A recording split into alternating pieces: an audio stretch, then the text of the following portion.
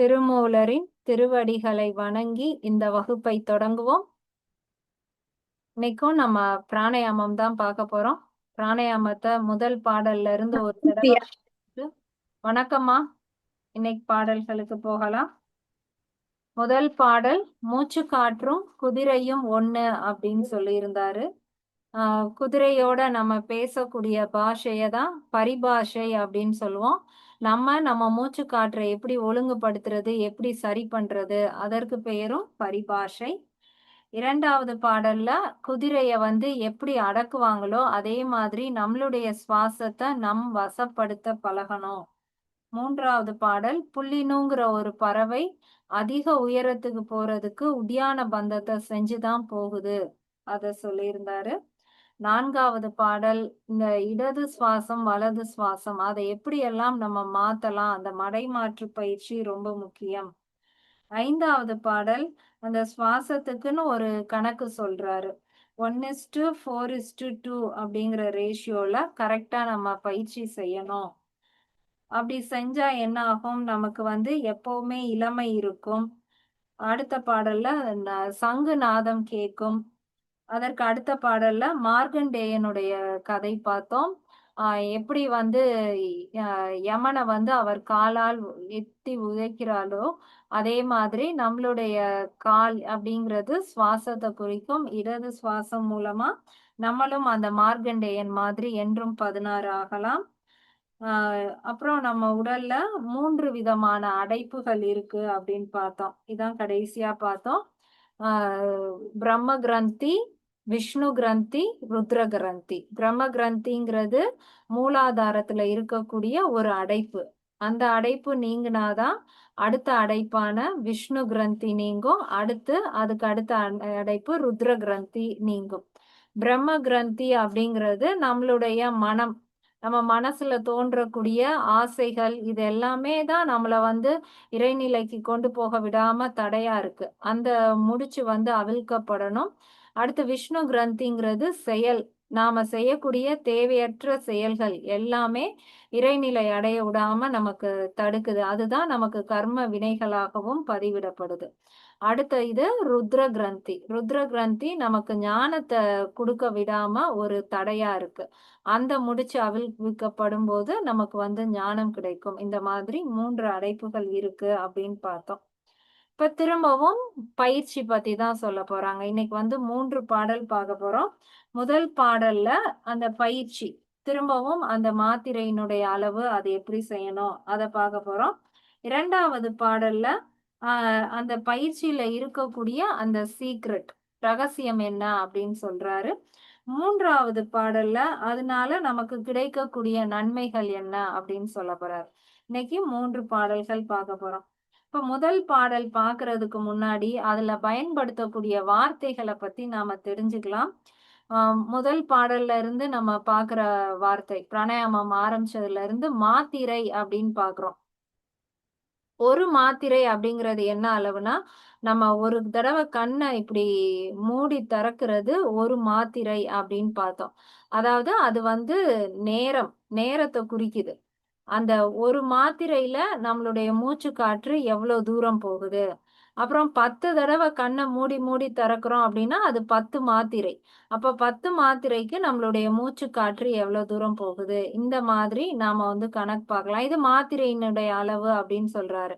இப்ப வலது சுவாசத்துல 8 மாத்திரைக்கு மூச்சை இழுக்கிறோம் அப்படின்னா 8 தடவை கண்ணை சிமிட்டுற வரைக்கும் நம்ம வலதுல இழுக்கணும். அப்புறம் வலதுல மூச்சை விடணும். 10 மாத்திரை விடணும்னா 10 தடவை கண்ணை மூடி திறக்கிற வரைக்கும் வலதுல மூச்சை வெளியே விடணும். இது மாத்திரையினுடைய அளவு.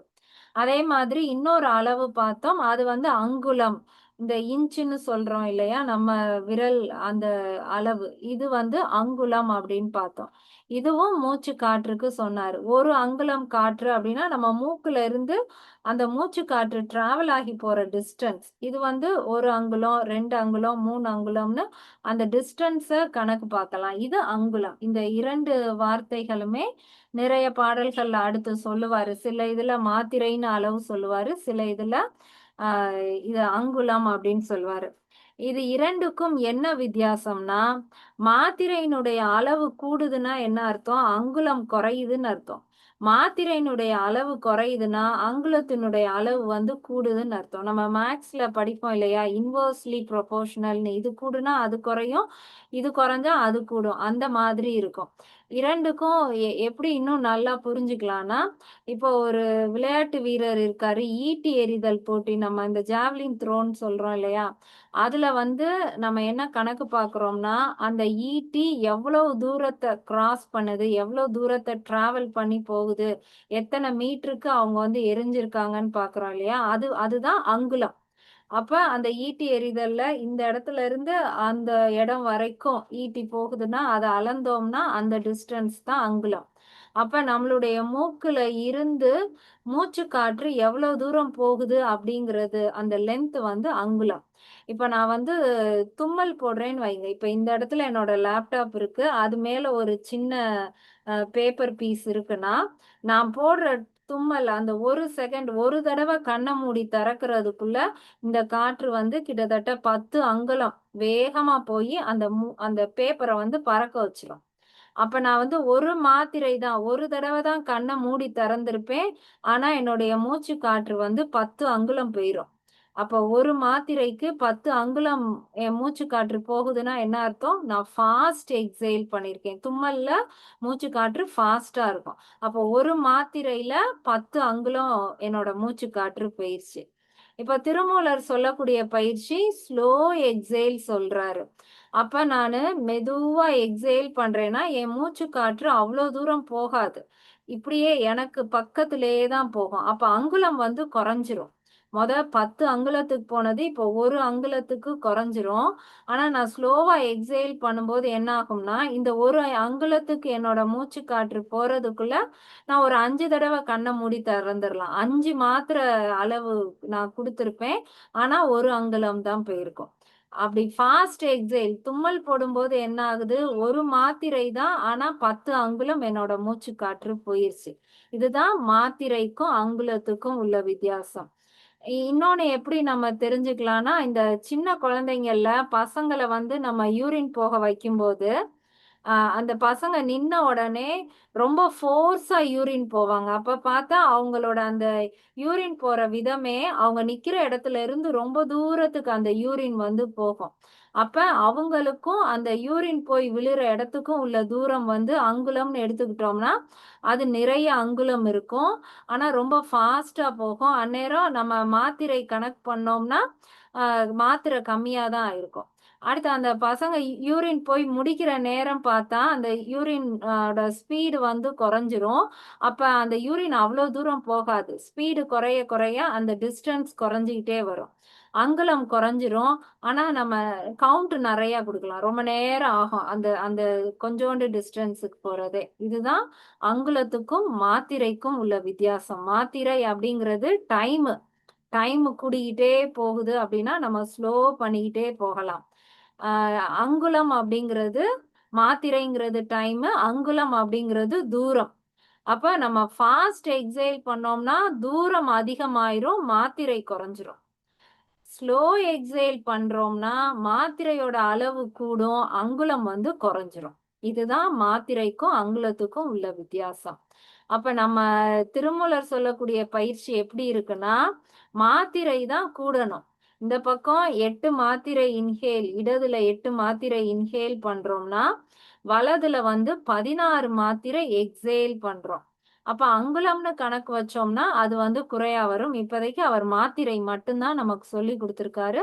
அங்குலம் வரும்போது நமக்கு புரியும். அப்ப மாத்திரை கூட கூட அங்குலம் வந்து குறைஞ்சுகிட்டே போகும். இந்த இத ஒண்ணு நம்ம புரிஞ்சுக்கலாம். இப்ப எப்படி நம்ம ஸ்லோ எக்ஸேல் பண்ணலாம்? நம்ம கிளாஸ்ல ரெகுலரா பார்ப்போம் இல்லையா? இன்ஹேல விட எக்ஸேல் அதிக நேரம் இருக்கணும்னா, ஒரு தடவை இன்ஹேல் பண்ணிட்டு, ஓம்ங்கிற சத்தத்தோட நம்ம எக்ஸேல் பண்றோம்னா, அதிக நேரம் நம்ம எக்ஸேல் பண்றோம். அப்ப அந்த சக்கரா மெடிடேஷன் பண்றப்பயும் லம், வம் அது எல்லாமே அந்த இன் சவுண்டுல முடியும்போது எல்லாமே நம்மளுடைய எக்ஸேலோட அளவு வந்து கூடும். அதாவது அங்குலத்த நம்மளால அ அ என்ன குறைச்சுக்கிட்டே மாத்திரையோட அளவை நம்மளால கூட்ட முடியும். இது நம்ம பார்த்தோம். இப்ப பாடல் பார்க்கலாம். 573வது பாடல். வாமத்தில் ஈரெட்டு மாத்திரை பூரித்தே ஏம் உற்ற 32 ரேசித்து காமுற்ற பிங்களை கண்ணாக இவ்விரண்டு ஓமத்தால் எட்டெட்டு கும்பிக்க உண்மையே. வாமத்தில் இதுக்கு முன்னாடி பாடல்லையும் பார்த்தோம். இடதுபுறம் இடப்பக்கம் அப்படிங்கறத தான் தமிழ்ல வாமத்தில் அப்படின்னு சொல்லியிருக்காங்க. அப்ப இடதுபுறமாக ஈரெட்டு 2 × 8 அப்ப 16. இங்க சொல்றது மாத்திரை, அப்ப அங்குலம் கிடையாது, மாத்திரை. அப்ப இடது நாசி வழியா 16 கவுண்ட்டுக்கு இன்ஹேல் பண்றோம். பூரித்துனா பூரகம், அத உள்ள இழுத்து பூரகம் செய்து ஏம் உற்ற 32. ஏம் உற்றனா மன மகிழ்ச்சியோட. இப்ப இந்த பயிற்சி செய்யறதுக்குன்னு நம்ம இந்த இந்த கிளாஸ் ஜாயின் பண்ணிட்டோம், வேற வழி இல்ல போவோம், இல்ல வீட்ல இந்த டைம் நமக்கு போர் அடிக்குது அதுக்காக வருவோம், அந்த மாதிரி எல்லாம் நீ பயிற்சி பண்ண வேண்டாம். ஏமுற்று பயிற்சி பண்ணணும்னு சொல்றாரு. மகிழ்ச்சியோட இறைவனை நாம அடைய போறோம் அப்படிங்கிற ஒரு சந்தோஷத்தோட அதை ரசிச்சு நீ பண்றதா இருந்தாதான் இந்த கலை உனக்கு கிடைக்கும். ஏமுற்று செய்யணும் அப்படின்னு சொல்றாரு. 32. அப்ப என்ன பார்த்தோம்? இடது நாசி வழியா 16 பூரித்து பார்த்தோம். இப்ப 32 ரேஷித்து. ரேசித்துனா வெளியே விடுறது. வெளியே விடுறதுக்கு வலது சுவாசம். அப்ப 32 வலது நாசி வழியாக வெளியே விட்டு காமுற்ற பிங்களை. காமுற்ற அப்படின்னா ஆசை. இந்த பயிற்சிய நீ ஆசையா செய்யணும். ஏமுற்றுங்கும் போது மகிழ்ச்சியா செய்யணும்னு சொன்னாரு. இப்ப காமுற்று அத நீ விரும்பி ரசிச்சு அத ஒரு காதல் பண்ணி ஆசையா செய்யி. பிங்களை இந்த வலது நாசி பிங்களை வழியாக நீ செய்ய வேண்டும். கண்ணாக. கண்ணாகனா கண்ணும் கருத்துமான்னு சொல்றோம் இல்லையா? நம்மளுடைய கவனம் முழுவதும் இந்த இடது சுவாசம் வலது சுவாசம் இதுலயே கண்ணும் கருத்துமாக நாம செய்ய வேண்டும். இவ்விரண்டு, இந்த இரண்டுமே, இந்த இன்ஹேல் எக்ஸேல், இந்த பூரகம் ரேஷகம் இரண்டுமே ஓமத்தால். ஓமம் அப்படிங்கிறது யாகம் வளர்க்கிறது, ஹோமம் வளர்க்கிறது, வேள்வி அப்படின்னு சொல்றோம் இல்லையா? அந்த வேள்விய சொல்றாரு. 8 கும்பிக்க. அந்த வேள்வியில 8 × 8னா 64. கும்பிக்க அப்படின்னா கும்பகம் 64 செய்ய உண்மையே. அதுதான் உண்மையான ஒரு பிராணயாம பயிற்சி. அதுதான் உண்மையை அடையக்கூடிய நிலை. அப்ப இங்க ஓமத்தால்னா என்ன? அங்க போய் 8 கும்பிக்கன்னு சொல்லியிருக்காரு. அப்ப 16 பூரகம், 32 ரேஷகம், நடுவுல 8 64 கும்பகம். அந்த கும்பகத்தை என்ன பண்ண சொல்றாரு? ஓமத்தால்னு சொல்றாரு. ஹோமம் வளர்க்கறது அப்படின்னு சொல்றோம் இல்லையா? நம்ம இந்த கதைகள்ல படிச்சிருப்போம். அஸ்வமேத யாகம் அப்படின்னு சொல்லி செய்வாங்க. ராமாயண கதைகள்ல எல்லாம் படிச்சிருக்கோம். அதுல குதிரையை கொண்டு அந்த யாகத்துல போடுவாங்க. அந்த யாகம் வளர்க்கும் போது அந்த குதிரைய கொடுப்பாங்க, இல்ல அந்த வேள்விக்குள்ள போடுவாங்க. ஏதோ நம்ம கற்பனையா அந்த கதைகள்லாம் கேட்டிருக்கோம். அந்த இப்ப நமக்கு புரிஞ்சிருச்சு இல்லையா? குதிரைனா எப்பவுமே மூச்சு காட்டுறதான் அவங்க மறைமுகமா சொல்றாங்கன்னு. அப்ப அந்த ஹோமத்துல குதிரைய பலி கொடுக்குறாங்க, இல்ல குதிரைய அதுல கொடுத்து யாகம் வளர்க்குறாங்க அப்படின்னா நம்மளோட மூச்சு காற்ற பத்தி தான் சொல்லியிருக்காங்க. இப்ப இதுல அவர் என்ன சொல்லியிருக்காரு? ஈரெட்டு மாத்திரை பூரித்து. 16 மாத்திரை மூச்ச உள்ள கொண்டு வந்திருக்கோம், 32 வெளியில விட போறோம். நடுவுல யாகம் வளர்க்க சொல்றாரு. யாகம் வளர்க்கறதுனா அந்த மூச்சு காற்ற உள்ளேயே நிப்பாட்டி அந்த மூச்சு காற்ற கும்பகம் பண்றதுன்னா அந்த நடு வயிற்றுல இருக்கக்கூடிய அந்த குண்டலினி அக்னியில நம்மளுடைய மூச்சு காற்ற எரிய விட சொல்றாரு. அந்த மூச்சு காற்ற அதுக்கு கொடுத்துற சொல்றாரு. அதுதான் ஹோமம். அந்த வேள்வியில வந்து நம்மளுடைய சுவாசத்தை கொடுக்க சொல்றாரு. கும்பகம் பண்ணி அந்த இடத்துல நிப்பாட்ட சொல்றாரு. அப்ப நம்மளுடைய வினைகள் எல்லாத்தையும் இந்த மூச்சு காற்று இந்த அக்னியில தான் அத வந்து அழிக்க போகுது. நம்மளுடைய கர்ம வினைகள் இதுலதான் கழிய போகுது. அததான் இந்த பாடல்ல வந்து சொல்லியிருக்காரு. அப்ப அந்த மாத்திரையினுடைய அளவு முக்கியம், அந்த கும்பகம் முக்கியம். அதுல அந்த வேள்வியில நம்ம மூச்சு காற்ற எப்படி நம்ம வந்து சரண்டர் பண்றது, இது எல்லாமே இந்த பயிற்சியில சொல்லியிருக்காரு.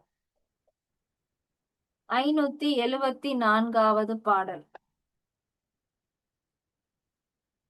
இட்ட தவ்வீடு இலகாது ரேசித்து புட்டிப்படத் தசநாடியும் பூரித்து கொட்டிப் பிராணன் அபானனும் கும்பித்து நட்டம் இருக்க நமன் இல்லை தானே. இட்ட தவ்வீடு, வீடு அப்படின்னு சொல்றது நம்மளுடைய உடலை சொல்றாரு. இட்ட தவ்வீடு அப்படின்னா இந்த இந்த உடல் வந்து இந்த தசை எலும்புகளால் ஆன இந்த உடல் இலகாது அப்படின்னா அது சோர்வடையாமல் இருக்கும்போது. அப்ப நம்ம எப்ப பயிற்சி பண்ணணும்னு சொல்றாரு? நம்ம இப்ப வீட்லயே அதிக வேலை இருக்கு, நம்ம ரொம்ப ஸ்ட்ரெஸ்ஸா டென்ஷனா டயர்டா இருக்கும் போதெல்லாம் நாம இந்த பயிற்சி செய்ய வேண்டாம். நீ எப்ப சோர்வு இல்லாம உன்னுடைய உடல் ஆரோக்கியமா இருக்கோ அப்ப நீ இந்த பயிற்சியை செய்தா போதும். இட்ட தவ்வீடு இலகாது ரேசித்து, ரேசித்து அப்படிங்கிறது மூச்சு காற்ற உள்ள கொண்டு வரக்கூடிய பயிற்சி. சாரி, ரேஷித்துனா மூச்சு காற்ற வெளியே விடக்கூடிய பயிற்சி. நம்ம சோர்வு இல்லாத போதுதான் இந்த மூச்சு காற்ற வெளியே விடக்கூடிய பயிற்சியை நாம செய்ய போறோம். புட்டிப்பட்ட, புட்டிப்பட்ட அப்படின்னா புட்டினா பாட்டில், அந்த கண்ணாடி பாட்டில தான் புட்டி அப்படின்னு சொல்லுவோம். அந்த புட்டி பால் அப்படின்னா பாட்டில்ல பால் வரத புட்டி பால் அப்படின்னு சொல்றோம் இல்லையா. புட்டி படத்து அப்படின்னா நம்ம இப்போ உலக்குல எல்லாம் நம்ம சில நேரம் அரிசி எடுக்கும்போது சொல்லுவோம், தலை தட்ட எடு, அப்புறம் நிமிர நிமிர எடு, குறைச்சி எடு அப்படின்னு சொல்றோம். அந்த தலை தட்டன்னு சொல்றோம் இல்லையா. அந்த அந்த உலக்குனா அது ஃபுல்லா அப்படி தலை தட்ட எடுக்கிறது. அதுதான் புட்டி பட்டை. ஒரு ஒரு பாட்டில்னா அதோட வாய் வரைக்கும் நிமிர நிமிர நம்ம ஒரு பொருளை எடுத்தோம்னா அததான் புட்டி தட்டை அந்த மாதிரி சொல்றது. இங்க எதை சொல்றாருன்னா புட்டிப்பட்ட தச நாடியும் நம்ம உடல்ல இருக்கக்கூடிய 10 நாடிகளையும் அத ஒரு பாட்டில் மாதிரி கற்பனை பண்ணோம்னா அது நிமிர நிமிர அந்த நாடிகள் முழுவதும் நிறையும் அளவுக்கு பூரித்து, பூரகம் பண்ணி அது அது உள்ள முழுவதும் அந்த மூச்சு காற்றால நிரப்பி கொட்டி பிராணனும் அப்பானனும் கும்பித்து, நம்மளுடைய தச நாடிகளும் நம்மளுடைய தொண்டை பகுதி கழுத்து தான். இப்ப இந்த உடல் தான் அந்த புட்டி அப்படின்னா அதோட வாய்ப்பகுதி, இந்த கழுத்து தான் வந்து கண்டம். அப்ப நம்ம உடல் முழுவதும் நிரம்புற அளவுக்கு மூச்சு காற்ற நம்ம உள்ள அதை வந்து பரப்பி விடுறதுக்கு தெரியணும்.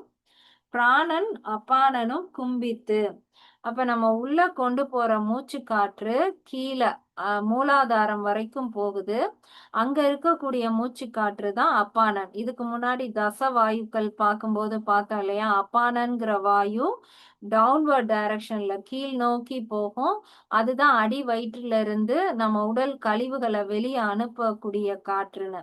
அந்த அப்பானன்னு சொல்லக்கூடிய காற்று கீழே மூலாதாரத்துல அடி வயிற்றுல இருக்கு.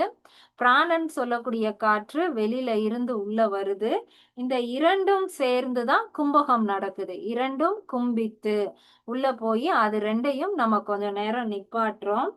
நட்டம் இருக்க, நட்டம்னா நம்மளுடைய நட்டமா நிக்கிற, ஏன் எதுக்கு எடுத்தாலும் நட்டமா இருக்க, கொஞ்சம் வளைஞ்சு கொடுத்து பேசு அப்படின்லாம் சொல்றோம் இல்லையா. நம்மளுடைய முதுகு தண்டை நட்டமா இருக்கா அப்படின்னா நல்லா நேரா வச்சு நிமிர்ந்து உட்கார்ந்து இருக்க. நமன் இல்லை தானே. நமன் அப்படின்னா இதுல திருவாசகத்துல வரும் இல்லையா. நமன் அப்படிங்கிறது அந்த இறைவனை குறிக்கிறது. அந்த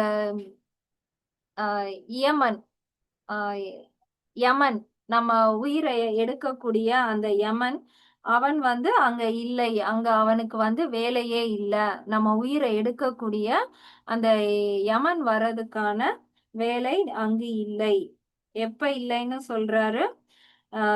நம்ம வந்து சோர்வில்லாம இந்த உடல் ஆரோக்கியமா இருக்கும்போது இந்த ரேஷக பயிற்சியை நாம செய்யவே நம்மளுடைய தச நாடிகளும் நிரம்பும் அளவுக்கு மூச்சு காற்ற பிராணனை உள்ள கொண்டு வந்து அதை அப்பானனோட இணைத்து கும்பகம் செய்தால் முதுகு தண்டை நேரா வச்சு அந்த பயிற்சியை செய்யும் போது நமன் இல்லைதானே, நமக்கு யமனால் வரக்கூடிய எந்த பயமும் நமக்கு இல்லை. அப்ப அந்த இடத்துல என்ன நடக்குது? பிராணனும் அப்பானனும் ஒண்ணு சேரும்போது நம்ம இந்த தங்கத்தெல்லாம் உருக்கும் போது வெளியில இருந்து எடுக்கக்கூடிய அந்த தங்கம் வந்து சுத்தமான தங்கம் கிடையாது. அதுல வந்து எல்லா எல்லா மெட்டல்ஸும் கலந்து இருக்கும். எல்லா உலோகங்களும் கலந்து தான் வந்து தங்கம் கிடைக்கும். அது வந்து மஞ்சள் நிறத்திலேயே இருக்காது. அந்த தங்க நிறமே அதுல இருக்காது. அழுக்கா தான் இருக்கும். அப்புறம் அத வந்து நம்ம கொஞ்சம் கொஞ்சமா சூடு ஏத்த ஏத்த ஒவ்வொரு டெம்பரேச்சருக்கும் ஏத்த மாதிரி அதுல இருந்து ஒவ்வொரு அழுக்கா வெளியேறும். ஒவ்வொரு உலோகமா வெளியேறின பிறகு கடைசியா அந்த தங்கம் நல்லா மினுங்குற மாதிரி அந்த சுத்தமான பொன் வந்து கிடைக்கும். அதே ம அதே பயிற்சி தான் இங்கேயும் நடக்குது. அந்த பிராணனும், அப்பானனும் ஒண்ணு சேர்ந்து கொஞ்ச நேரம் நம்ம கும்பிக்கும்போது, கும்பகம் பண்ணும்போது, அதுக்குள்ள சூடு அதிகமாகறனால, நம்மளுடைய கர்ம வினைகள் எல்லாமே இந்த இடத்துல தான் கர்ம பதிவுகளா இருக்கு. அந்த அதுதான் அழுக்குகள். எப்படி அந்த அ க தங்கம் சுத்தமான தங்கமா மாறுதோ, அதே மாதிரி நம்மளுடைய வினைகள் எல்லாமே அந்த கும்பகம் பண்ணும்போது, அந்த வினைகள் நீங்கி நம்மளுடைய உடலும் வந்து அந்த சுத்த உடலா மாறுது. அப்ப அந்த கீழ இருக்கக்கூடிய அப்பானன் பிராணனோட சேர்ந்து மேல போகுது. அதுக்கு தான் அந்த தச நாடிகள்லயும் அந்த காற்ற நிரப்பி வைக்க சொல்றாரு. அப்ப அந்த பிராணன் மேல போகும்போது, நமக்கு வந்து இறப்பு அப்படிங்கிறது கிடையாது. யமன்னால வரக்கூடிய இது வந்து கிடையாது. இததான் ராமாயண கதைகள்லயும் சொல்வாங்க. ராமாயணத்த பொறுத்தவரைக்கும் ஹனுமன தான் பிராணன் அப்படின்னு சொல்வாங்க. அந்த குண்டலினி ஆற்றல் வந்து பெண் சக்தி. அதுதான் வந்து சீதை. மேல இருக்கக்கூடிய அந்த இறைவன் தான் வந்து ராமர். ஹனுமன் தான் வந்து சீதைய கொண்டு போய் ராமர் கிட்ட வந்து சேர்ப்பாரு. ராமர் கிட்ட சேர்த்ததுக்கு அப்புறம் அங்க நடக்கக்கூடிய கல்யாணத்தை தான் நாம திருக்கல்யாணம் அப்படின்னு சொல்லுவோம். அப்ப கீழ இருக்கக்கூடிய குண்டலினி சக்திய இந்த பிராணன் அப்படிங்கிற மூச்சு காற்று தான் மேல கொண்டு போகுது. அது புருவ மத்திக்கு வரும்போது அது இரண்டும் இணையும் போது அதுதான் வந்து திருக்கல்யாணம் அப்படின்னு சொல்லப்படுது. அந்த யாகத்துல அந்த அதுக்கப்புறம் ஹனுமருக்கு வந்து வேலை கிடையாது. நம்மளுடைய மூச்சு காற்றுக்கு அதுக்கப்புறம் வேலை கிடையாது. அந்த அந்த 2 ஆற்றலும் ஒண்ணு சேர்ந்து இணையிறது தான் வந்து திருக்கல்யாணம். அது நம்மளுடைய புருவ மத்தியில நடக்குது. அந்த அக்னி சாட்சியா நடக்கிறது தான் நம்மளுடைய அந்த குண்டலினி அக்னி. அதுதான் மேல வந்து அதோட சாட்சியா அந்த இணையக்கூடிய வித்தை வந்து நடக்குது. அது நடந்ததுக்கு அப்புறம் யமன் அப்படிங்கிறவரு நமக்கு எந்த இதுவுமே செய்ய போறது இல்ல. அடுத்த பாடல் 575வது பாடல். புறப்பட்டு புக்குத் திரிகின்ற வாயுவை நெறிப்பட உள்ளே நின்மலமாக்கில் உறுப்புச் சிவக்கும் ரோமங் கறுக்கும் புறப்பட்டுப் போகான் புரிசடையோனே. இப்ப முதல் பாடல்ல என்ன பார்த்தோம்? எப்படி பயிற்சி பண்ணணும்னு பார்த்தோம். எத்தனை மாத்திரை அளவு எப்படி செய்யணும்? அந்த வேள்வியில எப்படி அந்த மூச்சு காற்ற நிப்பாட்டணும் எல்லாம் பார்த்தோம். 2வது பாடல்ல அந்த அப்பானன மேல எழுப்பக்கூடிய பயிற்சி தான் அது. அதுல நமக்கு வந்து யமன் இல்லை அப்படின்னு பார்த்தோம். இப்ப அந்த யமன் இல்லை அப்படிங்கிறத நாம எப்படி உணரலாம்? நம்ம உடல்ல என்ன மாற்றம் நடக்கும்? அப்படிங்கிறது தான் இந்த 3வது பாடல்ல சொல்லியிருக்காரு. நமக்கு வயதாகுது அப்படிங்கிறத நம்ம எத வச்சு தெரிஞ்சுக்கலாம்னா, நம்மளுடைய தோல் வந்து சுருக்கமாகுறது, அப்புறம் நம்ம சின்ன பிள்ளைங்களெல்லாம் பார்த்தோம்னா, அவங்களுக்கு நாக்கு, உதடு, இந்த விரல் நகம், இந்த உள்ளங்கை எல்லாமே நல்லா சிவப்பா இருக்கும். சிவப்பு நிறம் அப்படிங்கிறது அந்த இடத்துலலாம் நல்ல இரத்த ஓட்டம் இருக்கும். கண்ணு எல்லாமே நல்லா அந்த நிறம் வந்து நல்லா இருக்கும். முடிக்குன்னா கருப்பு கலர், அந்த கருவிழினா நல்ல கருப்பு கலர், நம்ம தோல்லாம் நல்லா கலரோட இருக்கும். வயதாகுது அப்படின்னா, கொஞ்சம் கொஞ்சமா அந்த கலர் வந்து குறைஞ்சுகிட்டே போயிரும். ஆ அந்த அந்த வாதத்துடைய தன்மை. அதனால நம்மளுடைய உடல் எல்லா நிறமும் அப்படியே சுருங்கி, அ உதடுக்கும் நம்மளோட தோலுக்கும் வித்தியாசம் தெரியாத அளவுக்கு எல்லாத்துலயும் நிறம் போயிரும். நாக்கெல்லாம் அப்படியே வெளிரி போயி வெள்ளை நிறமா மாறிரும். அந்த சிவப்பு நிறம் கொஞ்சம் கொஞ்சமா மாறும். இது எல்லாமே நமக்கு வந்து முதுமை வருது அப்படிங்கிறத குறிக்கக்கூடியது. அப்ப இப்ப யமன் வரமாட்டான் அப்படின்னா, மார்க்கண்டேயனாவே நம்ம இருப்போம் அப்படின்னா, இந்த நிறங்கள் எல்லாம் மாறாது. அப்படியே நமக்கு அந்த நிறங்கள் இருக்குது அப்படின்னா, ஆ நமக்கு வந்து அந்த பயம் இல்ல. யமன் நம்மகிட்ட வரமாட்டான் அப்படிங்கிறது வந்து நம்ம உணர்ந்துக்கலாம். அததான் இந்த பாடல்ல வந்து சொல்லியிருக்காரு. புறப்பட்டு புறப்பட்டுன்னா, நான் புறப்பட்டுட்டேன். வெளியில போகப் போறேன். புறப்பட்டு ரொம்ப நேரம் ஆயிடுச்சு அப்படின்னா, அந்த புறப்பட்டுன்னா வெளியில சுத்திக்கிட்டு இருக்கிறது. வெளியில இருக்கக்கூடியது தான் புறப்பட்டு. அ புறப்பட்டு புக்குத் திரிகின்ற. அ வ வெளிப்புறமாக திரிகின்ற காற்ற தான் சொல்றாரு. புறப்பட்டு புக்குத் திரிகின்ற வாயுவை, நம்மள சுத்தி வெளியில இருக்கக்கூடிய, அ அது இஷ்டத்துக்கு திரியக்கூடிய அந்த காற்றை நெறிப்பட உள்ளே. அத வந்து நெறிப்படுத்தி அப்டின்னா, அதுக்கு ஒரு மாத்திரை அளவு வச்சு, அந்த மாத்திரை முறைப்படி அத இடது நாசி வழியாக உள்ள இழுத்து, அந்த மாதிரி ஒரு சரியான நெறிமுறைப்படி பயிற்சி செய்து, அ நெறிப்பட உள்ளே நின்மலமாக்கில். நின்மலன் அப்டின்னா சிவபெருமான். அ மலங்கள் அற்றவன். எந்த மலமும் இல்லாத தூய உடல் யாரு அப்டின்னா சிவபெருமான். அந்த நின்மலமாக்கில்னா, அந்த அந்த நிகரான, அந்த தூய்மையான உடல நமக்கு ஆக்கக்கூடியது. அப்ப நம்ம உடல்ல இருக்கக்கூடிய மலங்கள். மலங்கள் தான் நம்மளுடைய வினைகள், கர்ம வினைகள். அது எல்லாமே நீங்கும்படி செய்வான். உறுப்பு சிவக்கும். நம்மளுடைய உடல்ல அந்த வயதான தோற்றத்துக்கு எது எல்லாம் அந்த சிவப்பு நிறத்துல இருந்து இரத்த சத்து இல்லாம எல்லாம் எது எல்லாம் வெளிரி போச்சோ, அது எல்லாமே திரும்ப சிவக்க ஆரம்பிக்கும். உறுப்பு சிவக்கும், ரோமம் கருக்கும். நம்மளுடைய முடி எல்லாம் அப்படியே வெள்ளை நிறமா மாறுது அப்படின்னா, அது எல்லாமே திரும்ப கருக்க ஆரம்பிக்கும். புறப்பட்டு போகான். அ இந்த இடத்துல புறப்பட்டு போகான்னா, நமக்குள்ள இருக்கக்கூடிய ஒருவன் புறப்பட்டு போக மாட்டான். வெளியில போக மாட்டான். இப்ப இது எல்லாமே மாறிக்கிட்டே வருதுன்னா, உள்ள இருக்கிற அந்த உயிர் வந்து ஒரு நாள் வெளிய போறதுக்கு புறப்பட்டுட்டு இருக்கும். தயாராயிட்டு இருக்கும். ஆனா எப்ப இது எல்லாமே மாறுது, நம்மளுடைய நிறம் சிவப்பா மாறுது, நம்மளுடைய வெள்ளை நிற முடி எல்லாம் கருமையா மாறுது அப்படின்னா, அந்த புறப்பட்டு போக இருந்தவன் போக மாட்டான். உள்ளேயே இருந்துக்குவான். அ புறப்பட்டு போகான். வெளியில போக மாட்டான். யாரு? புரிசடையோனே. புரிசடைனா யார சொல்வோம்? நம்ம சிவபெருமான சொல்வோம்.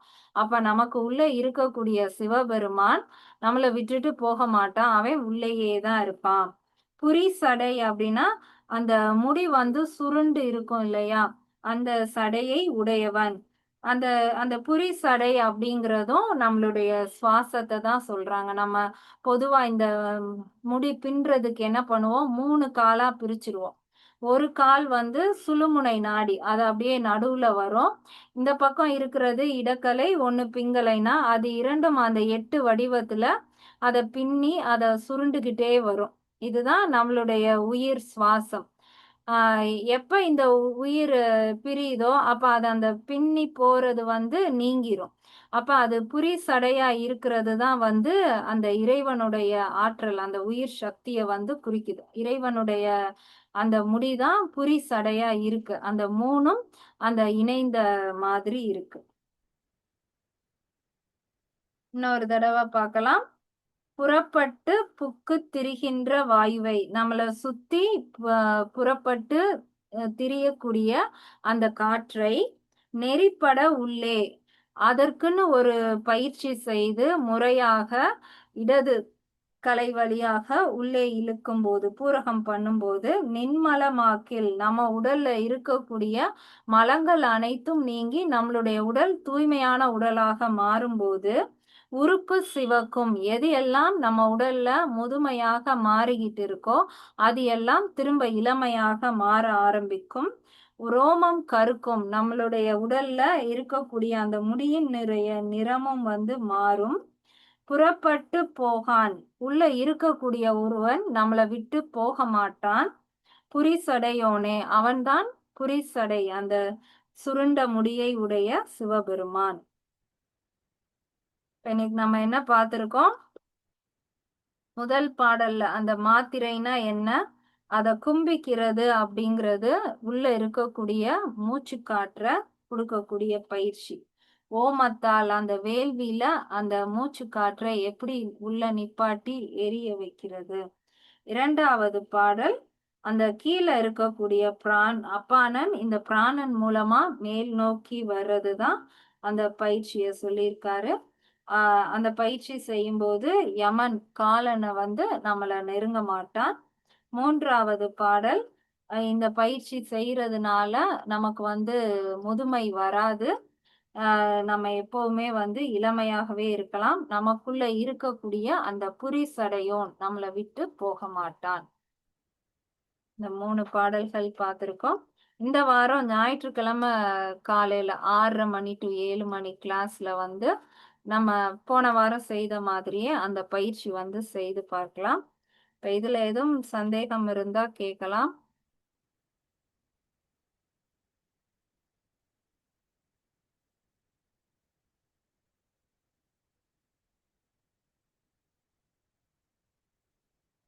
சந்தேகம் இல்லையா? அண்ணா நீ எக்ஸ்பிளைன் பண்றியானா?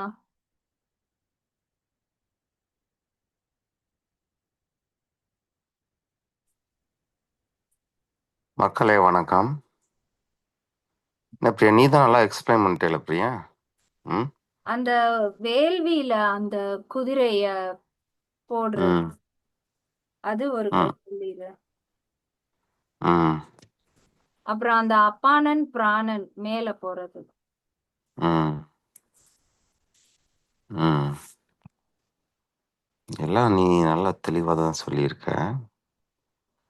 அதாவது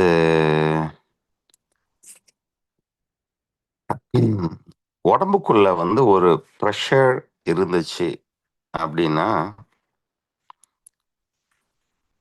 அந்த ப்ரெஷர்னால மாத்திரை ரொம்ப கம்மியாகி ரொம்ப ஃபாஸ்ட்டாக எக்ஸேல் பண்ணுவோம் இல்லையா? அதைத்தான் வந்து பிரியா வந்து எக்ஸ்பிளைன் பண்ண அந்த பாட்டுக்கு. அதாவது நம்ம வந்து பெர்னலிஸ் தியரம்னு படிப்போம். ஞாபகம் இருக்குங்களா ஸ்கூல்ல? பெர்னலிச தத்துவம், பெர்னலிச விதி அப்படின்ற, அது ஒன்றும் கிடையாது. ஒரு பைப்பில் ஒரு ஓட்டை இருக்கு இல்லையா? ஒரு பைப் இருக்கு. அந்த ஓட்டையில் வந்து ப்ரெஷர் அதிகமாச்சுன்னா அந்த ஓட்டையில் ஒரு செகண்டில் 10 லிட்டரு தண்ணியை வெளியே கொண்டு வரலாம். இந்த தீயணைக்கும் படைகள்லாம் ஒரு சின்ன ஒரு டியூபை வச்சுட்டு 10 மாடிக்கு பீச் அடிக்க முடியும் இல்லையா? ப்ரெஷரை கூட்டினா ஒரு செகண்ட்ல 10 லிட்டர் வெளியே போகுதா தண்ணி? அதே இது ப்ரெஷர் கம்மியாச்சுன்னா அதே ஓட்டையில் 1 லிட்டர் தண்ணி தான் போகும் ஒரு செகண்டுக்கு இல்லையா? அதே மாதிரி தான் இந்த மூக்குன்றது ஓட்டை, அதே ஓட்டை தான். உள்ளுக்குள்ள நீ வந்து ஃபோர்ஸா ப்ரெஷரோட நீ எக்ஸேல் பண்ணனா, ஆமா, அது 10 லிட்டரு காத்து வெளியே போகும். அப்படி பண்ணாம மாத்திரையோட ஸ்லோவா, ஆமா, 32 மாத்திரைக்கு நீ வந்து எக்ஸேல் பண்ணு அப்படின்ற. அப்படி உங்ககிட்ட உள்ள எப்படி வந்து அங்க நீரை வந்து அதிகமா இதாகுதோ அதே மாதிரி உன்னுடைய பிராணனை அதிகமா செலவழிக்காத அப்படின்ற மாதிரி தத்துவம். அது புரியுதுன்னு நினைக்கிறேன் உங்களுக்கு. ஆமா. அப்ப வந்து எக்ஸலேஷனை ஸ்லோ பண்ண சொல்றாரு. அவ்வளோதான். அந்த ரொம்ப தெளிவா தான் இன்னைக்கு எல்லாமே இருந்திருக்கு. ம். ஆமா. இந்த அடுத்ததுல பார்த்தீங்கன்னா, அத வந்து இந்த கடைசி இதுன்னு நெனைக்கிறேன். அதாவது இந்த நம்ப ம் எப்படி நெறிப்படவே உள்ளே நின்மலமாக்கில். அந்த முறைப்படி நீ இன்ஹேல் பண்ணு. முறைப்படி நீ ஹோல்டு பண்ணு. அந்த முறைப்படி நீ எக்ஸேல் பண்ணானா, உறுப்பு சிவக்கும், ரோமம் கருக்கும் அப்படின்றாரு. அதாவது நம்ம உடம்புல புறப்ப புறப்பட்டு புக்கும் அப்படின்னா, நம்ம உடம்புல வந்து பிராணன் நிக்கிறதே கிடையாது. நம்ம பேசிக்கிட்டே இருக்கோம். இல்லன்னா நம்ம ஏதாவது ஆக்டிவிட்டி பண்ணிக்கிட்டே இருக்கோம். அதனால உள்ளுக்குள்ள வந்த காத்து அங்க நிக்கிறதே இல்ல. புறப்பட்டு போய்க்கிட்டே இருக்கு. ம். சில பேர் இந்த கால்ல ரெக்க கட்டிட்டு இருப்பாங்க. வீட்ல தங்கவே மாட்டாங்க இல்லையா? ஆமா. அது மாரி உனக்கு காத்து வந்து புறப்பட்டு போய்க்கிட்டே இருக்கு. அதே மாரி ஒரு நாள் புரிசடையவனும் உன்ன விட்டு புறப்பட்டு போயிருவான். அப்ப புறப்பட்டு அங்கிட்டு திரியக்கூடிய அந்த பிராணத்த எப்படி நீ சு வயித்துல அடக்கி, சூடு பண்ணி, எப்படி நீ எக்ஸேல் பண்றியோ, அப்படி பண்ணேன்னா, உனக்குள்ள இருக்கக்கூடிய இந்த சிவன் உன்ன விட்டு வெளிய போமாட்டான். அப்படின்ட்டு. ம். ஆமா. அதாவது இந்த கும்பகம் அப்படின்றது பார்த்தீங்கன்னா, அதுதான் ரொம்ப அதிகமான நேரமா பண்ண சொல்றாரு. ஆரம்பத்துல கும்பகம் இல்லாம நீ பிராக்டிஸ் பண்ணாலும், கொஞ்சம் கொஞ்சமா கும்பிக்க பழகிக்க அப்படின்றாரு. ம். இந்த கும்பகத்துல தான் அந்த பிராணன் சூடாகுது. இந்த பிராணன் அப்படின்றது வெளிய இருந்து வர எல்லாமே பிராணன் தான். புரியுதுங்களா? தண்ணி, நம்ப சாப்பாடு, ம் எல்லாமே பிராணன் தான். நம்ம காது, கண்ணு, மூக்கு வழியா வரக்கூடிய எல்லாமே பிராணன் தான். ஆமா. அது உள்ள போயி மணிப்பூரகத்துல அது வந்து சுத்தப்படுத்துது. ம். அதாவது ஒரு பிளாஸ்டிக் வந்து ம். ஒரு பிளாஸ்டிக்க நம்ப வந்து டீகே பண்றதுக்கு, ம் மக்குவதற்கு, மண்ணோட மண்ணா மக்குவதற்கு 450 வருஷம் ஆகுன்றாங்க. ஒரு பிளாஸ்டிக் பாட்டில். நம்ம பாட்டுக்கு தூக்கி போட்டுறோம். அது வந்து 450 வருடம் ஆகுமாம். அதுக்கப்புறம் அது மண்ணா போயிடும். அதே மாரி சின்ன சின்ன பிளாஸ்டிக் காகிதங்கள்லாம் அது 200 வருஷத்திலேயே அது மண்ணா ஆயிடும். சும்மா 450 வருஷம் தான். அது அப்புறம் மண்ணோட மண்ணா ஆயிடும். ஆமா. ஆனா, ஒரு குயவன் என்ன பண்றான் அப்படின்னா, அவன் வந்து சுத்தமான மண்ண பார்க்குறான் அவன். ம். மண்ண வந்து சலிக்கிறான் வந்து தேவையில்லாததெல்லாம் மண்ல உள்ள அழுக்கு, ம். அதுல வந்து சுண்ணாம்பு ஏதாவது உப்புலாம் இருந்துச்சுன்னா எல்லாத்தையும் கழுவி, அகற்றி மண்ண சுத்தப்படுத்துறான். அப்புறம் நல்ல நீரு எந்த நீருன்னு பார்த்து போய் எடுக்குறான். அவன் நாட்டுக்கு கடல் தண்ணீல ஒரு பானைய செய்றான்னா, அந்த பானை வந்து உடைஞ்சிரும். நல்ல நீர் இருக்கணும். ம். சுத்தமான நீர். ஆமா. நல்ல நெருப்பு கொண்டு எரிக்கிறான் அவன். ம். ஆமா. அப்படி அவன் வந்து ஒரு பாத்திரம் பண்றான். ஒரு ஓட்டு ஒரு மண்பானை பண்றான். அப்படிப்பட்ட மண்பானை எத்தன ஜென்மமானாலும் அழியாது. இப்ப கீழடியிலிருந்து எடுக்கிறோம் இல்லையா? ம்ஹ்ம். 1500, 3000 வருஷத்துக்கு மேற்பட்ட அது எதுல ஆயிருக்கு அது? அது மக்காது அது. மண்ல இருந்து எடுத்தது தான். பிளாஸ்டிக்கு 450 வருஷத்துல மக்கிரும். இல்லையா? ஆனா, அப்படிப்பட்ட ஒரு நல்ல குயவன் வந்து பண்ற இது வந்து எப்பயுமே மக்காது. அது எவ்வளோ பெரிய சீக்ரெட். மண்ல இருந்து எடுத்து அந்த ஒரு குயவன் கைப்பட்டனால அது எப்பயுமே மக்காது. புரியுதா? அதைத்தான் இந்த உடியான பந்தத்துக்கு சொல்லுவாங்க. ஒரு குயவன் வந்து பக்குவப்படுத்துற மாதிரி இந்த உடியான பந்தம் அங்க வயித்துல இருக்கக்கூடிய மணிப்பூரகத்துல நம்ம பிராணனை நிப்பாட்டும் பொழுது என்ன நடக்குதுன்னா, நம்ம சாப்பிட்றதுல தான் மண் பூதம் இல்லையா? கபத்தை நம்ம சாப்பிட்றோம். அந்த மண் பூதத்தில் நம்ம ஒரு சிப்ஸ் சாப்பிட்றோம்னா அதில் என்னென்னமோ வருது. நல்லது கெட்டது என்னென்னமோ வருது. ஆனால் இந்த வயிற்றுல இருக்கக்கூடிய நீ பண்ணக்கூடிய இந்த உடியான பந்தம் மூச்சை வந்து ஒரு கொஞ்ச நேரம் நிப்பாட்டுற பத்தியா தொப்புல அது வந்து அந்த குயவன் பண்ணக்கூடிய வேலையை அது பண்ணும்.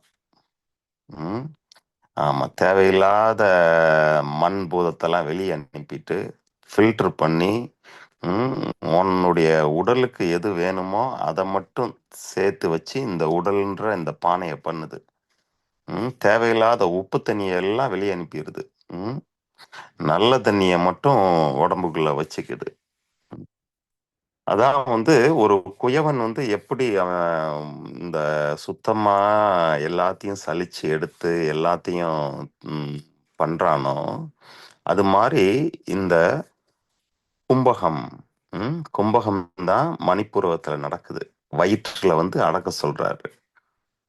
அப்ப இந்த உடம்பு வந்து அது மாதிரி மக்காத உடம்பாயிடும்.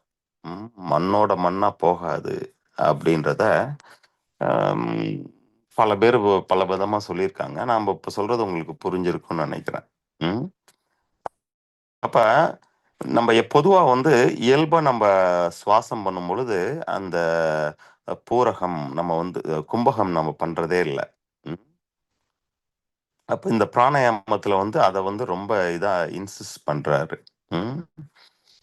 அதைத்தான் வந்து நம்ம வந்து பிரியா கொஞ்சம் பின்னாடி மூவ் பண்ணி ம், அவங்களுக்கு வந்து இன்ஹேல் பண்ணி சாதாரணமா அவங்களுக்கு இந்த கும்பகம்னா என்னன்னு சாதாரணமா உட்காந்துக்க. சாதாரணமா இன்ஹேல் மட்டும் பண்ணு, கையை வைக்காம இன்ஹேல் பண்ணிக்க. வயிற்றுல வந்து உடியானம் பந்தம் லைட்டா போட்டு டக் பண்ணிட்டு அப்புறம் அப்படியே அந்த புட்டி பகுதியை தலைய கவுத்திக்க. இதுதான் வந்து அந்த பிராணாயாம முறை. இன்ஹேல் பண்ணி கொஞ்ச நேரம் வயிற்றுல வந்து அடைச்சிருக்கணும். எப்படி ஒரு குடத்தை வந்து தட்டு போட்டு மூடுவோமோ அதே மாதிரி உங்க கண்ட பகுதியை மூடி இருக்கணும். இப்ப நீ அப்படியே எக்ஸேல் பண்ணு. அவ்வளவுதான். இதுதான் வந்து சாதாரணமா கும்பகம் பழகக்கூடியது. இன்ஹேல் பண்ணி வயிற்றுல அடக்கி கொஞ்ச நேரம் கண்டத்தை வந்து நல்லா சுருக்கிடணும். அந்த கண்டத்தை சுருக்கும் பொழுது உங்களால இன்ஹேல் கூட பண்ண முடியாத அளவுக்கு நல்ல சின்ன வந்து செஸ்ட் பக்கத்துக்கு கொண்டு வந்துட்டு அப்புறம் அப்படியே எக்ஸேல் பண்ணுங்க நீங்க. இப்படி நீங்க கண்டத்தை திறந்து நீங்க எக்ஸேல் பண்ணும் பொழுது என்ன ஆகும் அப்படின்னா அந்த எக்ஸலேஷன் வந்து கண்டத்தை தாண்டி புருவ மத்திக்கு போகும். இது எல்லாமே ஸ்லோவா நடக்கக்கூடிய அந்த இது. இப்படித்தான் வந்து அந்த அப்பானனும் பிராணனும் அங்க வந்து சந்திக்கிறாங்க. ஆரம்பத்துல வந்து உங்களுக்கு கீழ இருந்து உடம்புக்கு மேல ஏதோ ஒண்ணு எழுந்து போகுது அப்படின்றதே தெரியாது உங்களுக்கு. ஆரம்பத்துல சரி நல்லா உடம்பு நல்லா சூடாகுது அப்படின்றது மட்டும்தான் உங்களுக்கு ஆரம்பத்துல தெரியும். அப்புறம் போக போக பார்த்தீங்கன்னா அந்த மலம் நீங்க நீங்க கபம் உடம்ப விட்டு போக போக அந்த காத்து உங்க கண்ணுக்கு பின்னாடி போறது, காதுக்கு பின்னாடி போறது, இது எல்லாமே உங்களால உணர முடியும். அதத்தான் கும்பகம். ஆமா. கொஞ்சம் ஹோல்டு பண்ணி ஸ்லோவா எக்ஸேல் பண்ணுங்க அப்படின்ற அப்படி. ரைட் பிரியா. போதும் நினைக்கிறேன். ஆமா. நீ சொன்னது எல்லாமே நல்லதா இருந்தது. அதாவது இந்த வாசி யோகத்துல தான் அந்த ராமாயணம் கதை, மகாபாரத கதை, நமக்கு தெரிஞ்ச எல்லா கதையுமே இந்த வாசி யோகம் பழனவங்க இந்த பரிபாசைனா பரினாலே மூச்சு. இந்த மூச்சுக்குரிய பாஷையுரிய கதையா சொல்லுவாங்க. ரொம்ப இன்ட்ரெஸ்டிங்கா இருக்கும். நம்ம ஹனுமன் தான வாயு பகவான். ஆமா. கீழ உள்ளதுதான் குண்டலினி அப்படின்றது. ம். சீதை வந்து கீழ இருக்குன்னு வச்சுக்கங்க. நம்ப இலங்கையில இருக்கு அப்படின்றது. ம். ம். அப்ப இந்த வாயு பகவானோட துணை இல்லாம அ அந்த தலை மேல இருக்கிறது தான் புருடன். புருடன் தான் ராமன். ஆமா. ராமனாவே இருந்தாலும், அவன் புருடனாவே இருந்தாலும், அவனுக்கு இந்த காற்றோட ஆற்றல் இல்லாம, அவனால அவனுடைய ம், ம், இதோட குண்டலினியோட சேர முடியாது. குண்டலினி புருடனோட சேர முடியாதுன்ற ஒரு தத்துவம் தான் அது. அதையும் இன்னைக்கு எக்ஸாம்பிள் சொன்னது நல்லா இருந்தது. சரி. வேற எதுவும் டவுட் இருந்தா கேட்கட்டும் மக்களே. ம். ஓரளவுக்கு இந்த இது இதாத்தான் இருக்கு. அவர் சொல்லக்கூடிய அந்த பிராணாயாமம்ன்றது 568ல சொல்றது தான் அவரு திரும்ப திரும்ப அதோட பெனிஃபிட், அத எப்படி பண்ணணும், இப்படி பண்ணா உனக்கு இளமையா இருப்ப, இப்படி பண்ணா உனக்கு யமனே வரமாட்டான்னு சொல்றாப்படி. ம். 568 பாடம் வேணா இன்னொருக்க நீ தெளிவா வாசித்திருப்பியா? நம்ம இத்தனை நாள் நம்ம இது பண்ணக்கூடியது எல்லாமே அந்த 568வது பாடல் தான். அதுல தான் அவர் தெளிவாவே சொல்லிட்டாரு. அது எப்படின்னு அப்படி பண்ணணும்ன்ட்டு. 568வது பாடல். ஏறுதல் பூரகம் ஈரெட்டு வாமத்தால் ஆறுதல் கும்பகம் 64 ஊறுதல் 32 ரேஷகம் மாறுதல் ஒன்றின்கண் வஞ்சகமாமே. ஏறுதல் ம். மூச்சு காற்ற பூரகம் பண்ணி நம்ம உள்ள இழுக்கிறது. ஏறுதல் பூரகம். ஈரெட்டு அது வந்து 2 × 8 16 எண்ணிக்கை. வாமத்தால் இடது நாசி வழியாக செய்ய வேண்டும். ஆறுதல் ஆறுதல்னா ஆற்றுப்படுதல், கொஞ்ச நேரம் அந்த இடத்துல தங்கி இருக்கிறது, அதற்கு பெயர் கும்பகம். அது 64 மாத்திரை அளவு கும்பகம் செய்ய வேண்டும். ஊறுதல் ஊறுதல்னா மெதுவா அந்த மூச்சு காற்ற வெளியே விடணும். 32 அது 32 மாத்திரை இருக்க வேண்டும். ரேஷகம் அதற்கு பெயர் ரேஷகம், அது வலது நாசி வழியாக இருக்க வேண்டும். மாறுதல் ஒன்றின் கண், இந்த பயிற்சியில ஏதாவது ஒண்ணு மாறுதலாக தவறுதலாக செய்துவிட்டால் வஞ்சகமாமே, அது வந்து தவறுதலாக தான் முடியும். ஆமா. அதே மாதிரி 69ல வந்து அந்த கும்பித்தல வந்து வலியினை வாங்கி வயித்துல வந்து அடக்கணும் அப்படின்ற இந்த 68, 69ல ரொம்ப தெளிவா சொல்லிட்டாரு. அதைத்தான் வந்து எல்லா பாட்டுலயும் அதோட நுணுக்கங்களை, அதோட பெனிஃபிட்ஸு, அதை வந்து மோட்டிவேட் பண்றாரு. இதை பண்ணா உனக்கு மரணமே வராது, டெய்லி பண்ணு, எந்திரிச்சு பண்ணு அப்படின்ட்டு அவர் நம்மள ஊக்குவிக்கிறார். இதுக்கு அந்த சரி. கணக்கு சொல்லியிருக்காரு. நம்ம ம், நம்ம வந்து சும்மா உட்கார்ந்து இருக்கோம் அப்படின்னா 12 அங்குல காற்று வந்து வீணா போகும். ம், அதே இது நம்ம நடக்கிறோம் அப்படின்னா 16 அங்குல காற்று வீணா போகுது. ஓடுறோம் அப்படின்னா 25 அங்குல காற்று வீணாகுது. உறங்கும் போது 36 அங்குலம் காற்று வீணாகிறது. உடலுறவு கொள்ளும் போது 64 அங்குலம் காற்று வீணாகிறது. அப்ப இது எல்லாமே உடலை விட்டு வீணாகக்கூடிய காற்று. இப்ப இருக்கிறதுலே 12 அங்குலம் அமர்ந்திருக்கும் போதுதான் வீணாகுது. 12 அங்குலத்தை நாம குறைக்கிறோம் அப்படின்னா 11 அங்குலமா நாம குறைத்துட்டோம் அப்படின்னா இந்த உலக இச்சை வந்து நமக்கு நீங்கிரும். அப்ப உட்கார்ந்து சாதாரணமா இன்ஹேல் எக்ஸேல் பண்றதையே நம்ம அந்த அங்குலத்தை குறைச்சிட்டோம், 11 அங்குலம் குறைச்சிட்டோம்னா உலக இச்சை போயிரும். 10 அங்குலமாக குறைச்சிட்டோம்னா ஞானம் கிடைக்கும். 9 அங்குலமாக குறைத்தோம்னா விவேகி ஆவான். விவேகினா சிந்தித்து செயல்படக்கூடியவன் ஆவான். 8 அங்குலமாக குறைந்தால் தூர திருஷ்டி காண்பான். அந்த ஞானம் வந்து கிடைக்கும். 7 அங்குலமாக குறைந்தால் 6 சாஸ்திரங்களையும் அறிவான். 6 அங்குலம் குறைந்தால் ஆகாய நிலை அறிவான். 5 அங்குலமாக குறைந்தால் காய சித்தி பெறுவான். 4 அங்குலமாக குறைந்தால் அட்டமா சித்தி அடைவான். 3 அங்குலமாக குறைந்தால் நவகண்ட சங்காரம் உண்டாகும். 2 அங்குலமாக குறைந்தால் கூடு விட்டு கூடு பாய்வான். 1 அங்குலமாக குறைந்தால் ஆன்ம தரிசனம் கிடைக்கும். அப்ப நம்ம இத்தனை நிலை கடந்து போனா நமக்கு அந்த ஆன்ம தரிசனம் கிடைக்கும். இதுதான் கணக்கு. அதான் வந்து காற்றை பிடிக்கும் கணக்கறிவார் இல்லை அப்படின்ட்டு ஏன் சொல்லியிருக்காங்கன்னா, இந்த காத்தை எப்படி வாங்கணும், விடணும், ஒவ்வொரு விலங்கும், ஒவ்வொரு பிராணியும் எப்படி பிராணிக்குது, அப்படின்ற பெரிய கணக்கு வச்சிருக்காங்க அந்த காலகட்டத்துல.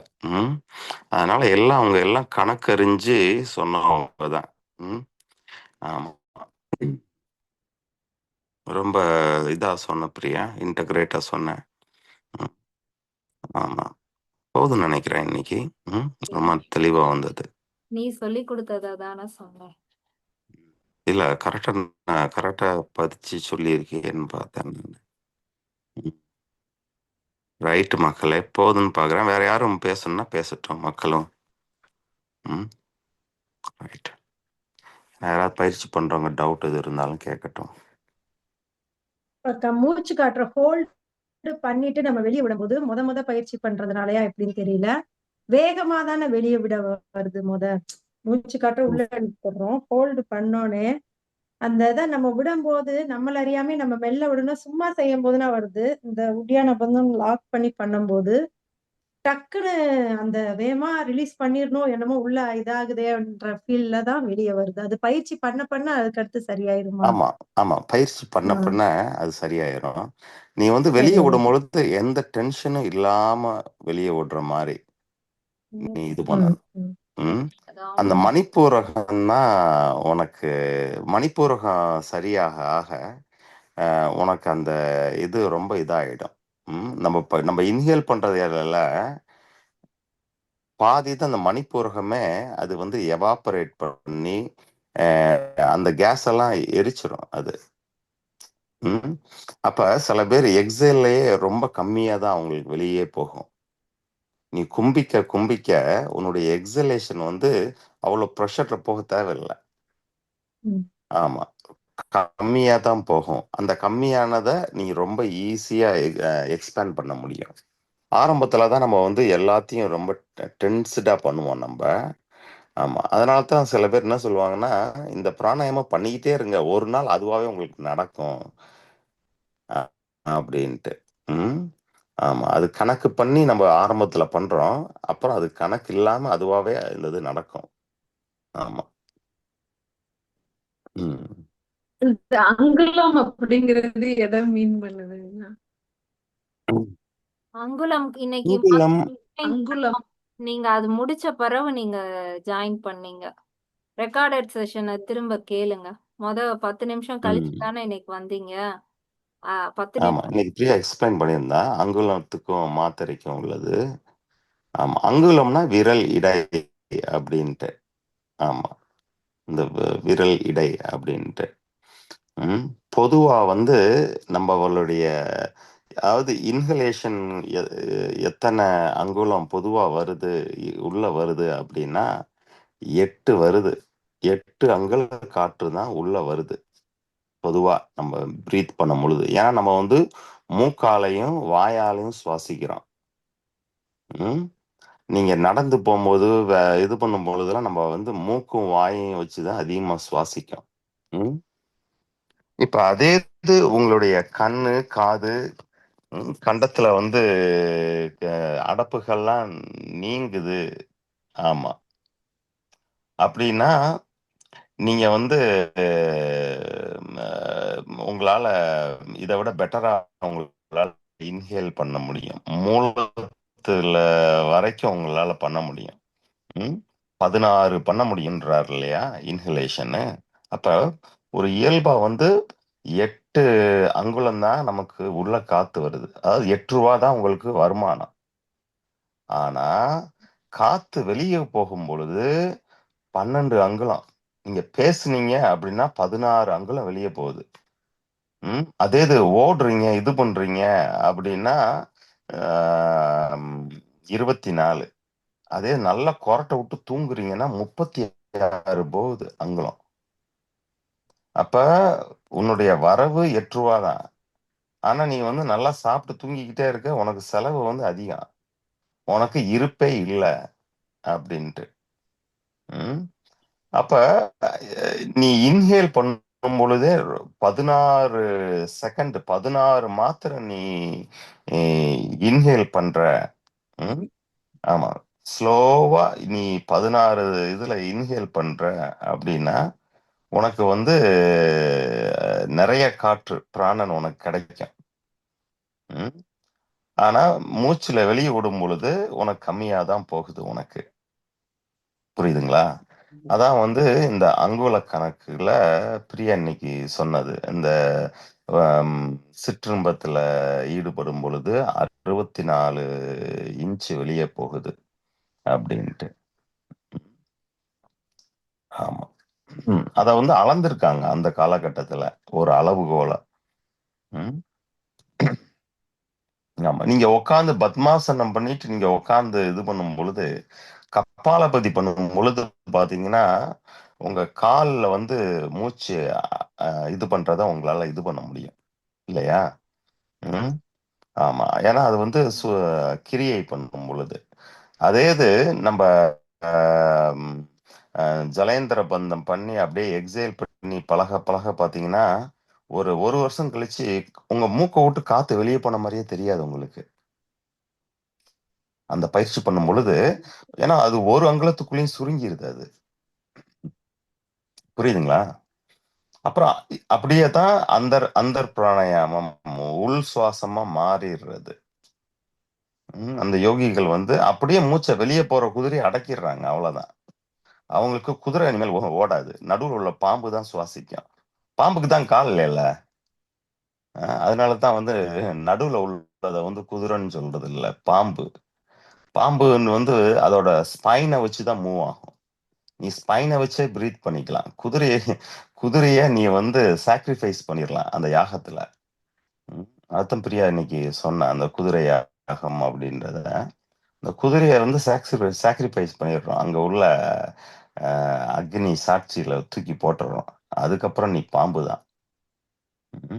நீ அந்த பாம்பை டேம் பண்ண பாம்பு தான் உன் கழுத்துல வந்து பூனைக்குட்டி மாதிரி சுத்தி உட்காந்துட்டு இருக்கும்.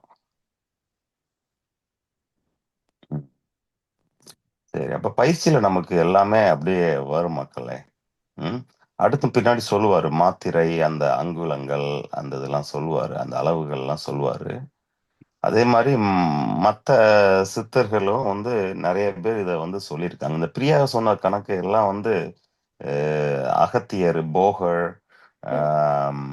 2-3 பேர் வந்து சொன்ன கணக்குகள் இருக்காது.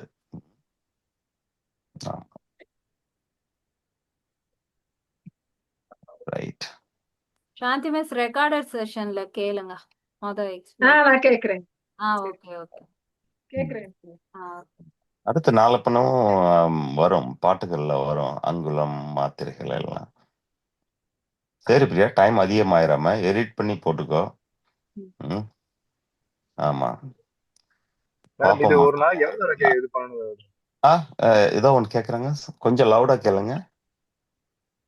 ஒரு நாளைக்கு எத்தனை டைம் பண்றது சார் நம்ம பழகுறது? 2 நேரமாவது பண்ணலாம் நீங்க. இல்ல, எத்தனை முறை அது மட்டும்? எத்தனை முறையா? அது டைமிங் எடுக்குது, நம்ம ஃபாஸ்டா இருக்கும். டைமிங் அதிகப்படுத்த நல்லதுதான். அதாவது எந்த ஒரு ஆசன பயிற்சியோ எந்த ஒரு மூச்சு பயிற்சியோ குறைஞ்சது 3 நிமிஷம் பண்ணணும் அப்படின்பாங்க. குறைஞ்சது ஒரு 3 நிமிஷம் பண்ணணும் எந்த பயிற்சியா இருந்தாலும். ஒரு இருங்க நான் அப்படியே நான் சொல்றேன் நான், சரிங்களா? ஒரு கபாலபதி பண்ணாலும் அந்த பயிற்சியை ஒரு 3 நிமிஷம் பண்ண பாருங்க. இப்போ ஒரு ஜானு சிரசாசனம் போட்டாலும் அதை வந்து 3 தடவை நீங்க பண்ண பாருங்க. அதாவது பிராணன் வந்து மணிப்பூரத்துக்கு போய் உடம்பு ஃபுல்லா வந்து வியான மூலமா உடம்பு ஃபுல்லா விரிஞ்சு திரும்ப வியானன் வந்து திரும்பவும் ஹார்ட்டுக்கு வரும். இதுக்கு வந்து 3 நிமிஷம் ஆகும் அப்படின்ட்டு. பிராணன் வந்து எல்லா வாயுவாவும் பிரிஞ்சு திரும்பவும் வரதுக்கு 3 நிமிஷம் ஆகும். அதனால அவசரப்பட்டு எதையும் பண்ண வேணாம் அப்படின்ட்டு. இந்த பயிற்சிகளை வந்து அதான் பிரியா வந்து 2 நாளைக்கு முன்னாடி நினைக்கிறேன் அந்தி சந்தி அப்படின்ட்டு இருகாலும் அப்படின்னா 2 நேரம். அந்தினா வந்து சூரியன்லாம் வரதுக்கு முன்னாடினே கூட நீங்க வச்சுக்கலாம். ஆமா அப்பதான் வந்து அந்த ரெட் கலர் இதை பார்க்க முடியும். சூரியன் வர்றதுக்கு முன்னாடியே அந்த ரெட் கலர் வந்துடும் வெளியே. ஆமா அப்ப இந்த 2 நேரம் நீங்க வந்து பண்ண பாருங்க. அது பாத்தீங்கன்னா நீங்க இந்த 2 நேரம் நீங்க சாதாரண கபாலபதி மட்டும் பண்ணாலே அதுவாகவே அந்த மடை மாற்றிக்கும். உங்களுக்கு தேவைப்படுற மாதிரி நைட்டு தூங்க போறீங்களா, நீங்க எப்பயாவது நீங்க வந்து காலையில எந்திரிச்சு அந்த காலையில அந்த ரெட்டை மட்டும் நீங்க பாத்துருங்க. இல்ல ஈவினிங் போய் சன்செட் எங்கேயாவது போய் பாருங்களேன். அன்னைக்கு கண்டிப்பா நல்ல தூக்கம் வரும் உங்களுக்கு. அடிச்சு போட்ட மாதிரி தூங்குவீங்க. ஆமா இந்த 2 நேரமாவது நம்ம பண்ணணும்னு பாத்துக்குங்க. ஆமா எத்தனை முறை அப்படின்றது எத்தனை செட்டு பண்ணலாம் அப்படின்றது அது உங்களை பொறுத்து தான். நான் சில நேரம் 2-3 நாள் பண்ணவே முடியாது. 2-3 நாள் சில நாள் வந்து பண்ற வேலையே கிடையாது. காலையில இருந்து சாயங்காலம் வரைக்கும் பண்ண வேண்டியதுதான். பசிக்கும் பொழுது எந்திரிச்சு போய் சாப்பிட்டுட்டு ஆமா கால் வலிக்கும் பொழுது கால் படுத்துக்கிட்டு ரொம்ப ரிலாக்ஸா பண்ணிக்கிட்டு இருக்கலாம். அதனால எத்தனை தடவை அப்படின்றது அதான் திரும்ப திரும்ப திரும்ப திரும்ப நம்ம பண்ணிக்கிட்டே இருக்கணும். நம்ம சதா பிராணாயாமி ஆனா மட்டும்தான் உனக்கு இது கிடைக்கும். ஆரம்பத்துல காலையில 2 நாள் காலையில 1 நேரம் 2 நேரம் இப்படியே நம்ம வந்து ஒரு 50 வருஷம் பண்ணாலும் நமக்கு எதுவும் கிடைக்காது. ஆமா சதா பிராணயாமி ஆகணும். அப்ப நீங்க எப்பயுமே பண்ணிக்கிட்டு இருக்கணும். அது வர்றதுக்கு டைம் ஆகும். அதனால வந்து நீங்க உங்களுக்கு எப்பப்பெல்லாம் தோணுதோ அப்பப்பெல்லாம் நீங்க இது பண்ணிக்க வேண்டியதுதான். ஆமா அதே மாதிரிதான் இந்த ஒவ்வொரு இது நம்ம முஸ்லிம் மதம் இருக்கு இல்லைங்களா, அது பாத்தீங்கன்னா 5 தடவை அவங்க வந்து ரிமைண்ட் பண்ணுவாங்க. 5 தடவை வந்து அவங்க வந்து ப்ரேயர் பண்ணணும் அப்படின்ட்டு ரிமைண்ட் பண்ணுவாங்க. அதே மாதிரிதான் அந்த ப்ரேயர் பண்ணும் பொழுது பாத்தீங்கன்னா வஜ்ராசனத்துல உட்காந்துருவாங்க. அந்த ஸ்பைன் நேர் ஆயிடும். அப்புறம் கீழே குனிஞ்சு இது பண்றது, உடியானம் அந்த நடக்கும். அப்படியே அவங்க அந்த ப்ரேயர் பண்றது இது எல்லாமே பாத்தீங்கன்னா அவங்களுக்கு வந்து கரெக்டான நேரத்துல சாப்பிட்றதுக்கு முன்னாடி இந்த கரெக்டான நேரத்துல அப்படி நம்ம வந்து போக போக ஒரு கணக்கு வச்சுக்கலாம். ஆமா எனக்கு வந்து என்னுடைய ஸ்கெடியூலுக்கு ஒரு 4 தடவை பண்ண முடியும், மத்தியானம் கொஞ்சம் நேரம் இருக்கு அப்படின்ட்டு. ஆமா மற்றபடி கணக்கே கிடையாது. எவ்வளவு நேரம்னாலும் நம்ம பண்ணலாம், பண்ணிக்கிட்டே இருக்கலாம் நீங்க. அதான் அவர் சொல்றாருல, வயிற்றுல சாப்பாடு இருக்கும் பொழுது பண்ணக்கூடாது. ஏன்னா வயிற்றுல சாப்பாடு இருக்கும், உடம்பு கொஞ்சம் சோர்ந்து போயிருக்கும். உண்ட களைப்பு தொண்டனுக்கும் இருக்கும் இல்லையா, அது மாதிரி உடம்பு சோர்வா தளர்வா இருக்கும் போதெல்லாம் பண்ணாதீங்க. சரி மக்களே. ஆமா இன்னமும் நிறைய சொல்லுவார் எப்படி பண்ணணும் எப்பப்பெல்லாம் பண்ணக்கூடாது எல்லாம் பின்னாடி அப்படியே பேசிக்கிட்டே வரலாம் நம்ம. ரைட்டு பிரியா? டைம் ஆயிடுச்சு, 1 மணி நேரம் ஆயிடுச்சு. பார்க்கலாம்.